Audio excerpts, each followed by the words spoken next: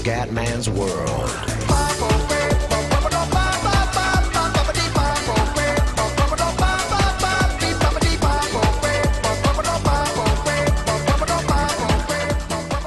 Bella raga, ciao a tutti del Commendone Veneziano. Ragazzi, importanti novità, nel senso che purtroppo insomma, una notizia sul gioco dei mondiali, ragazzi, io l'ho visto e sinceramente è abbastanza inguardabile secondo me, nel senso, il discorso è questo: andiamo a spendere 70 euro per un gioco che oggettivamente è inferiore cioè, a parte vabbè FIFA 14, ma comunque è un gioco, cioè, sembra un gioco troppo datato. Allora, io per il momento la serie sui mondiali impossibile non ci sarà, perché onestamente spendere 70 euro così non ho proprio voglia, cioè purtroppo non siamo ancora miliardari e quindi insomma andare a comprare un gioco di 70 euro comunque non sono convinto, non mi piace, voglio aspettare, magari aspettiamo un po' che si abbassa di prezzo, se lo trovo usato da qualche parte, perché alla finché era 30 euro anche sì, però 70 euro per una roba del genere, ragazzi, è tanto bruttino come gioco, a me dispiace, però è proprio brutto.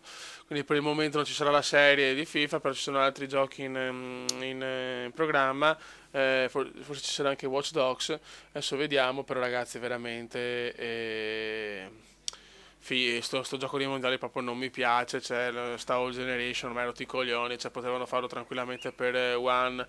Però chiaramente per ragioni di mercato hanno preferito far così, però per il momento non ci sarà la serie, non ci sarà il gioco, perché ripeto 70 euro sono troppi.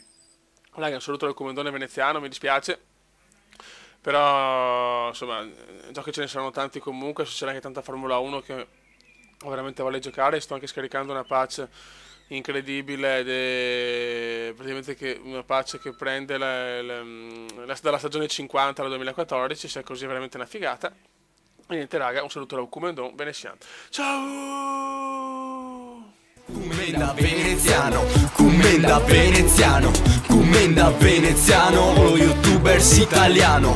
Commenda veneziano, commenda veneziano, commenda veneziano, lo youtubers italiano.